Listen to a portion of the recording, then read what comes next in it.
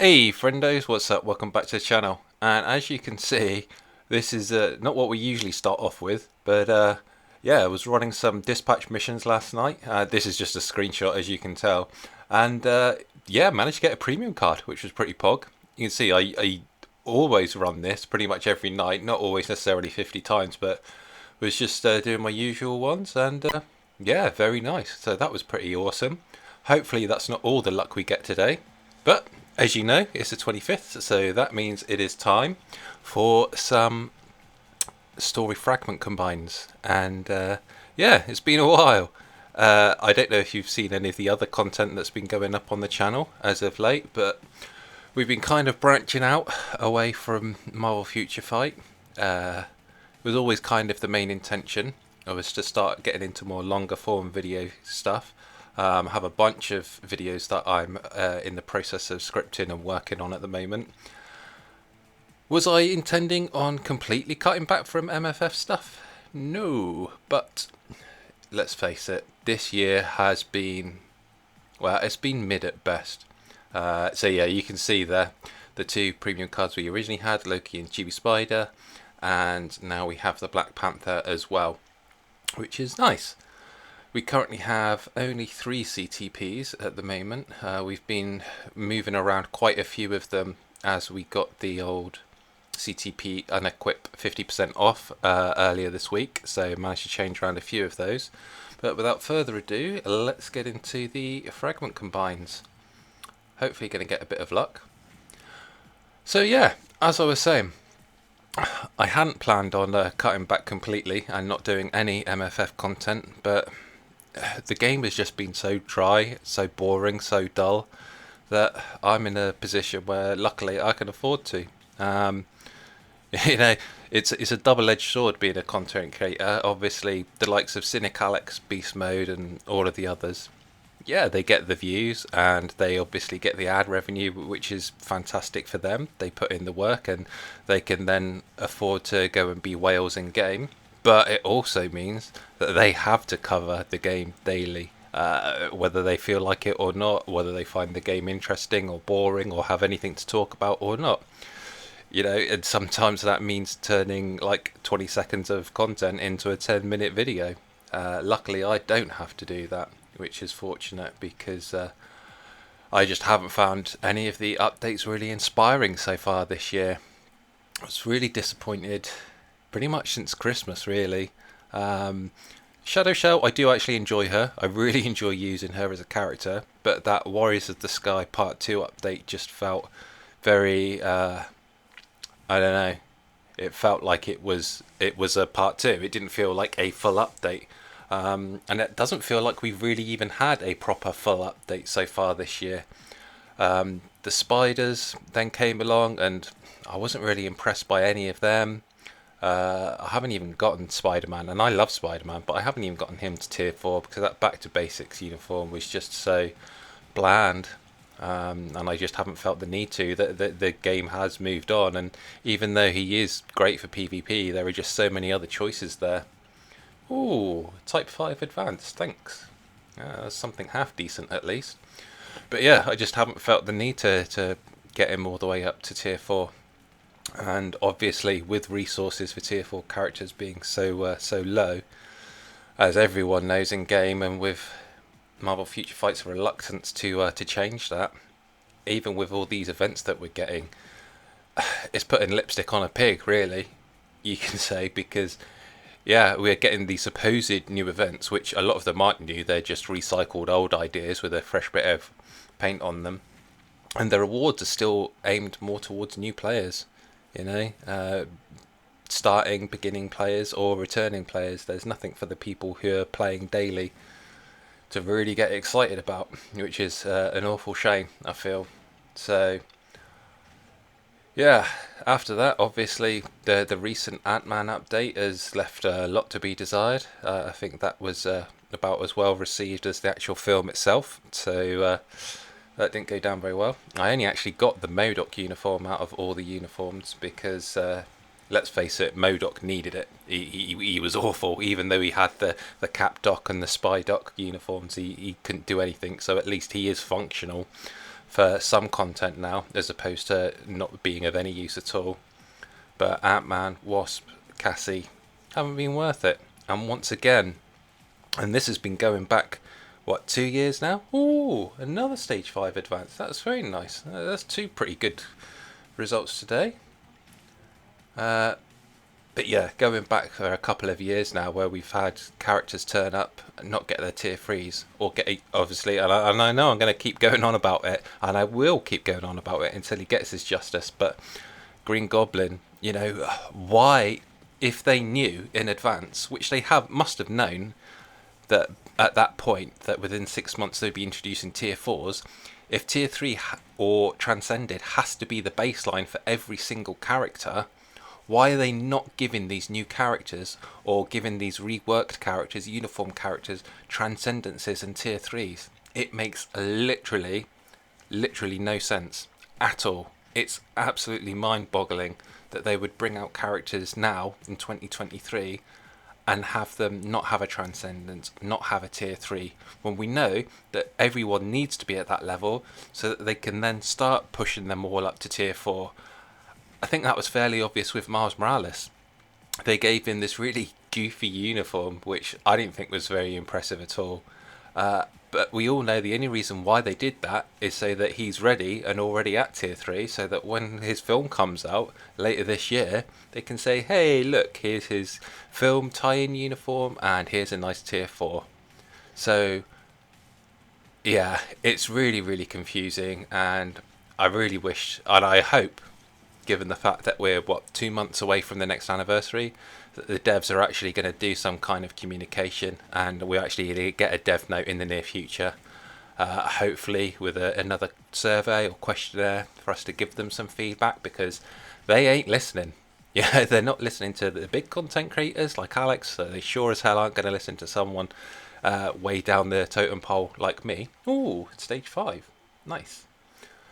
Done with a couple of stage 6s today, but I guess that is up for now. No CTPs. Okay, so we move on, and let's see what we can get in terms of Uru or Odin's blessings. We're usually pretty good with this one, but I've got a worrying feeling now, having seen all those pulls from the first story, that we may have actually used up all our luck this morning with dispatch missions. So, although that was a very nice thing to wake up to see that in my runs overnight I'd got a premium card, I feel that might have been my luck for today. But yeah, that's another reason why I haven't also been buying new uniforms, because I don't see the point in spending $10.50 for a uniform when, given 2 months' time, we're going to have their anniversary, we're going to have the 50% off sale, and I can save myself a couple of hundred crystals. Which, in the grand scheme of things, yeah, you can see here I've got 10,000 crystals, but why should I go out spending extra crystals and spending extra money in the game? If the devs aren't going to put the effort in to make things must buy, then I'm not going to put the money in to support it, basically. It's a shame, because, we're all big Marvel fans. That's the reason why we're all here. That's the reason why we play the game, but it has been very barren. Content wise, in terms of actual content in the game, there's still so many changes that I feel could have been made to the game, and they still either refuse, or they're just really and if they are busy tweaking stuff, it would be nice if they said, look, we do have things coming, so just hold on. But the lack of communication is what's really hurting the game at the moment, and it's not hard to see why people are just leaving in droves. I saw the latest sneak peeks, and I'm really not impressed by the Marauders update. I feel 2 paywall mutants, or semi-paywall, I guess, with Professor X, although, let's be honest, it's so difficult to get his bios now that they've removed Danger Room, and you're just only doing it through Dimension missions each day, and the RNG on that is so awful. Who knows when you could pull? You could get him twice in a row, or you could spend 3 years trying to pull for him. I know a couple of people in our alliance spent so long trying to get him. Can't remember who it was. I don't know if it was Dogsnot or Star Munchies, but one of the lads was trying very hard to get Professor X, and it took them literally years to pull to get those bios. So yeah. No earnings blessings. That's a bit of a shame. Okay, well, we're moving on. Let's see if we can get a second premium card today.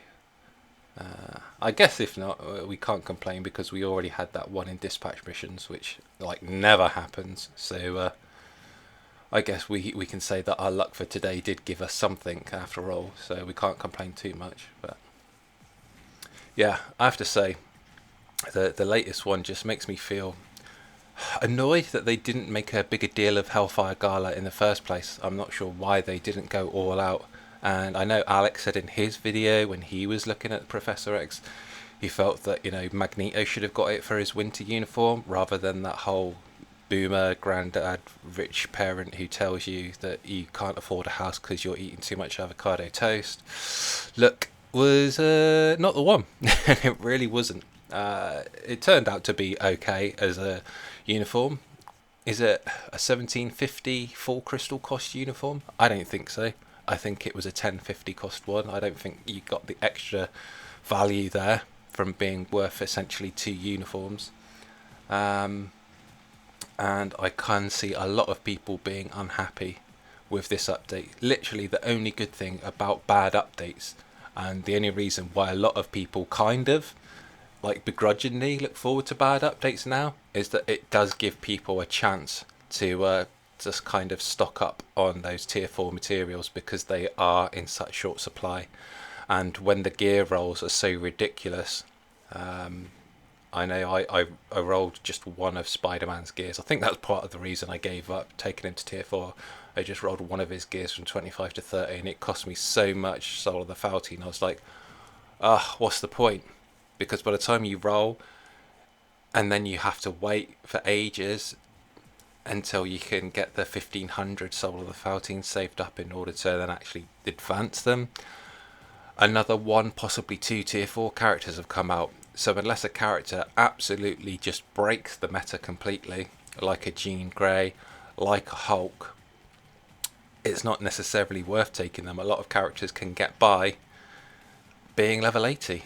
And considering the lack of content and the lack of rewards of content in such things like World Boss Legend, Jean Grey and Gore, it's not really worth pushing and getting all the characters to tier 4, because are you getting the extra rewards at stage 30 or stage 40?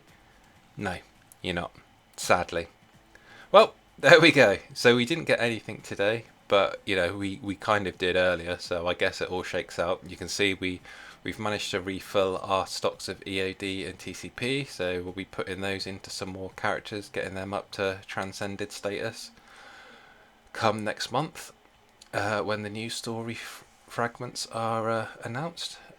And just to show you how bad it is, actually, you can see I haven't really done much with any of the characters since my last video because it's just not been worth it. Put a greed onto Jean after the initial problems with her skills not working were changed. Suspiciously, I've noticed that when characters come out who have a big impact on the meta, like Spidey, like Jean, it's funny how their skills never work properly. A lot of content creators spend a lot of crystals changing CTPs and then changing them back after a week once the skills get fixed. Suspicious? Or sus, as the kids would say. Yeah, I kind of think so. But anyway, we managed to change hers around. We changed Spidey's over as well. I think we put the regen on Emma Frost. And yeah, we haven't even taken anyone else to tier 4. Shadow Shell, I think, is the closest. We've managed to get 2 of her gears. And that's been about it. In fact, why don't we go in? Look, I'll show you just how ridiculous the rolls are and how much it eats. Considering that we can only get Soul of the Faltine from one game mode or by purchasing it. And we'll take this from 25 to 30 and we'll see how much it costs. And you can see, obviously, the amount of Soul of the Faltine, each gear, it increases. So even though it started off at 9, by the end you're rolling and it's 16 per turn. And we'll do the same here. So you can see we're already way down. And I imagine by the time that this gets to 30, yeah, it's ridiculous. So if it does turn out next week that Professor X is a must-have tier 4, it's going to really like scupper me, because now I have to, and we've got to upgrade the skills before we can go. And this is another con as well, because you're literally getting nothing. None of the effects change on any of the skills when you go from 6 to 10. You're not going to get an increase of HP recovery from 25% to 30% or anything. You're literally just getting 20 to 30 extra damage. What the frickin' do? But as you can see there, we've gone through so much Soul of the Faltine just taking those 2 gears. It does roughly cost about 1,000 per gear from 25 to 30, so they really need to fix that. And I hope they address it before the anniversary, because otherwise I can see it being a lot of players' last ones. Anyway, that's it for me for now. Let me know what you guys think in the comments below. As always, take care of yourselves, look after yourselves, and I shall catch you guys in the next one. Until then, bye for now. We await your return, warrior.